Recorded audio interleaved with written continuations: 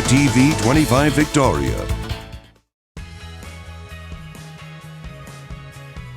Hello and welcome to Community Crossroads. I'm Carolina Estrain. On this week's show, we hear from the Juneteenth celebration organizers from Port Lavaca, and we also hear from the blood bank. We also learn about casting with cops and also coffee with cops, and the Main Street Theater in Port Lavaca. We get an update.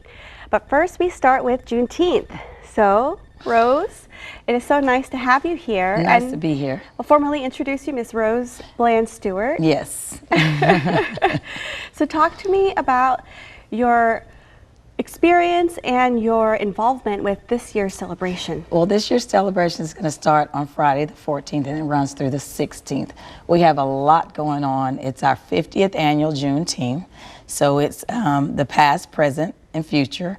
And so we have vendors, we're going to have bands, we're going to have just reunions of people that's coming back to Port Lavaca.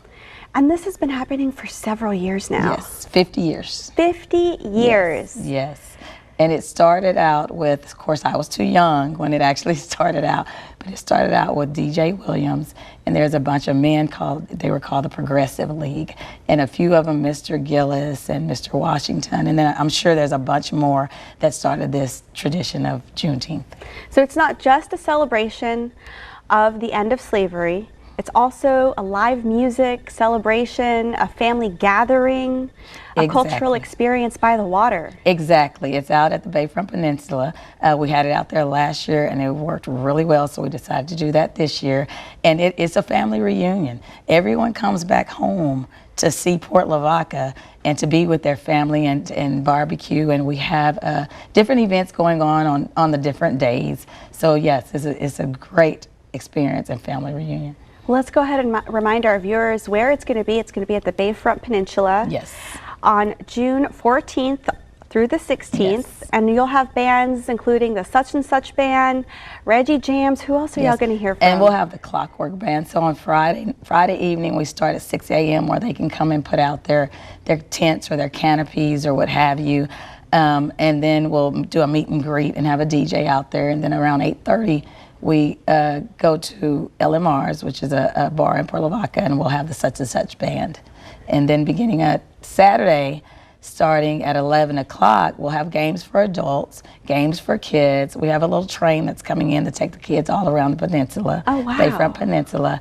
And then we start our DJ, and then our other two bands will come on Saturday. On Sunday, just like I said, it's going to be the past, present, future. We're going back to George Adams Park, where it actually started at George Adams Park. And we're going to have a little speaker at George Adams Park, and then we're going to walk to the Bayfront Peninsula and have church. Wow. And a gospel band there.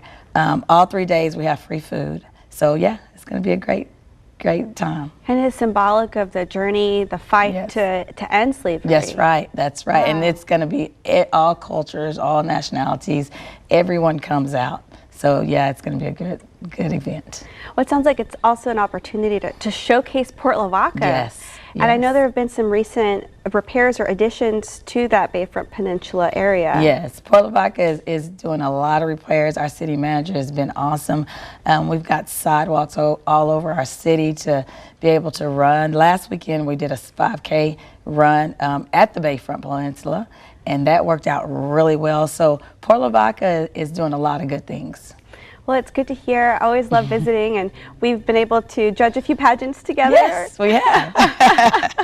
Yes. So it's always a beautiful community to visit. Thank you so much for coming on the show and sharing the updates about Juneteenth. Yes, thank you for having me. All right. Well, coming up, don't go anywhere. More Community Crossroads. We'll be right back.